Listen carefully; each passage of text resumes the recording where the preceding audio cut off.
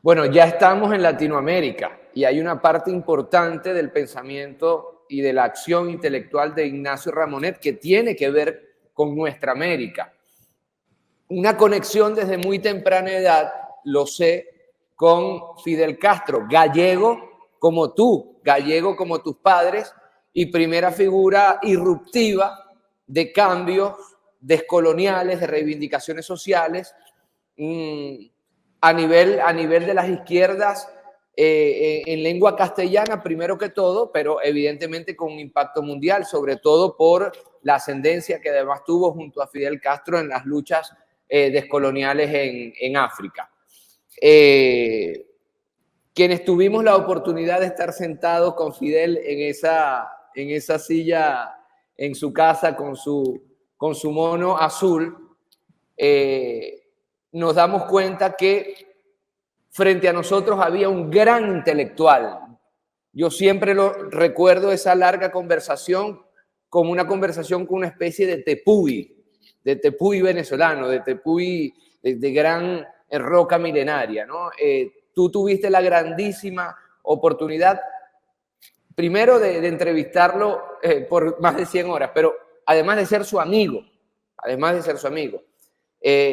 quiero que nos relates también esa parte de una relación y una compenetración, hay que decirlo también, intelectual, porque cada vez que se quiere menospreciar a personajes como Fidel Castro o como Chávez, nos lo quieren vender como personajes sin una carga intelectual, sin una formación, y es todo lo contrario.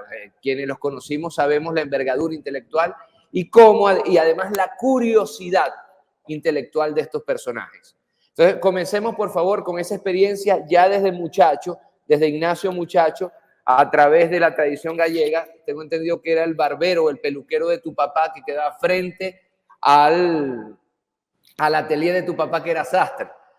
Y ahí comienza una relación muy temprana con la Revolución Cubana y con el personaje de Fidel Castro. Adelante, Ignacio. Sí, bueno, tú has dicho lo esencial, Miguel Ángel. Yo creo que Fidel Castro era obviamente un intelectual. Claro, él iba vestido con ese uniforme guerrero y a veces se le confunde y se le llama comandante y se le confunde con un militar, pero también hay militares intelectuales, obviamente la historia en particular de América Latina lo demuestra. Pero él era un militar como lo era Bolívar, es decir, primero un intelectual y después, evidentemente, después del análisis de la situación, que le lleva a concluir que en realidad el poder hay que tomarlo por las armas, en su caso, cuando el asalto al Moncada, en particular en 1956, y Joven luego con abogado. esta idea que él mantiene de que hay que constituir un ejército que empieza por una guerrilla, pero como una bola de nieve empieza por una bolita que cabe en el hueco de una mano, pero se puede transformar en una montaña.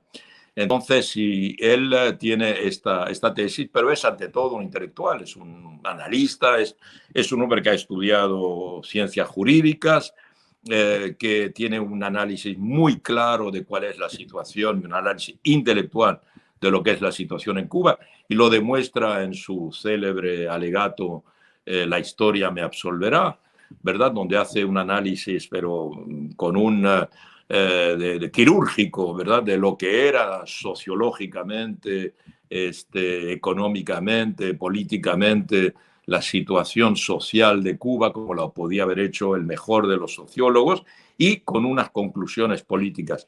Y yo tuve la suerte de conocerlo relativamente pronto. Yo tenía, tú lo has recordado, digamos, familiaridad con la Revolución Cubana, que me viene también de esa experiencia en Marruecos, el hecho de también una casualidad de que yo conocía a una persona que recibía Bohemia, que es el gran semanario de Cuba, en los años 50, cuando se contaban la situación que había, que conducía la represión, que conducía en particular la dictadura de Batista.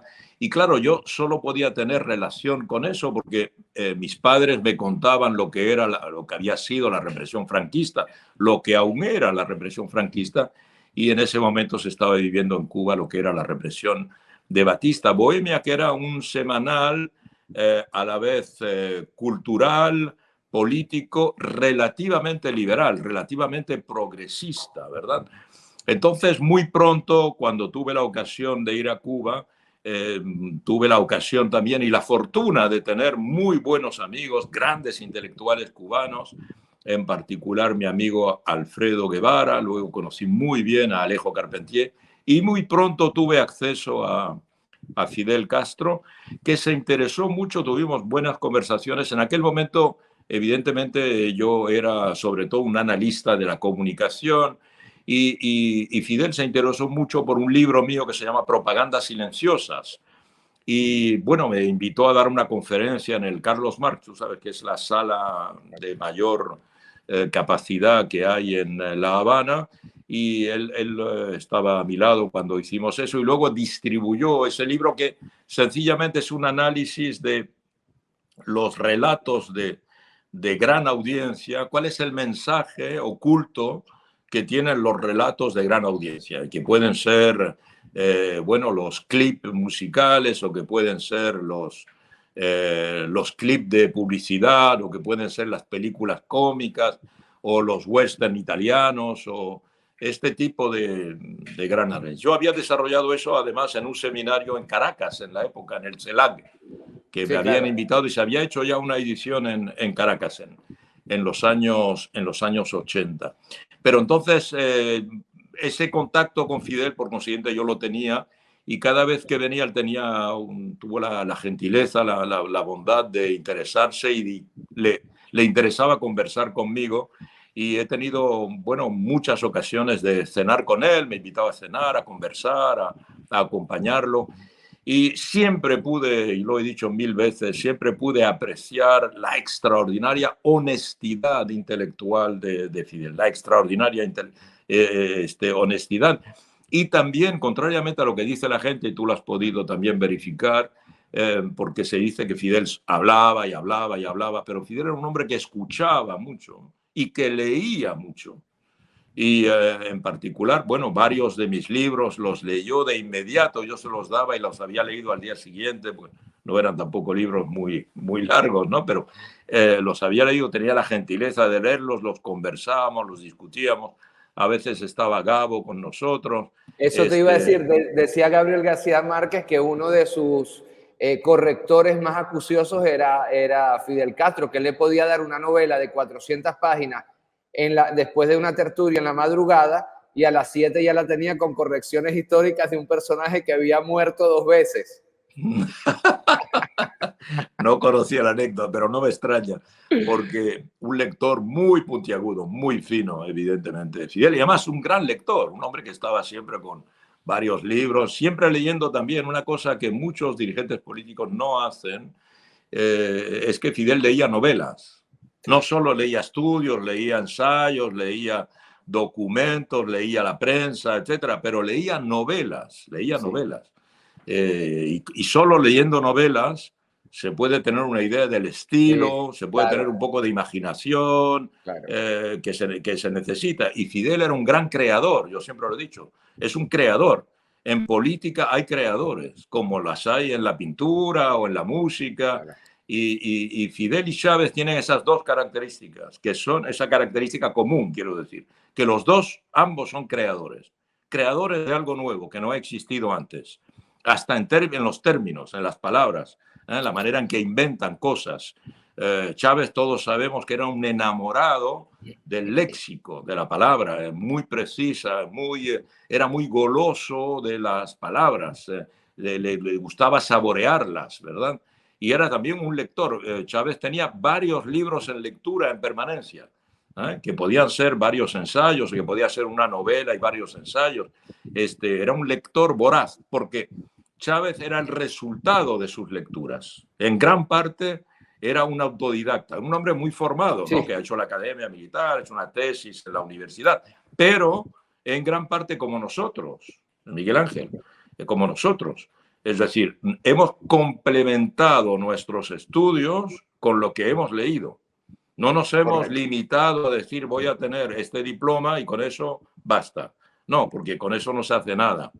Eso es un molde con el que se pueden fabricar miles y miles de cerebros, Pero para salir de ese molde hay que tener su propia creatividad de ir a buscar en textos, en libros, en conversaciones, en tertulias, en películas, evidentemente, una proyección, mayor imaginación. No se puede hacer nada sin imaginación y sin creatividad.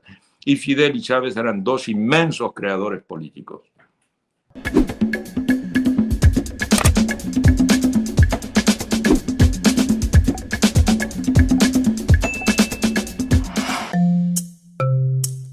Laiguana.tv.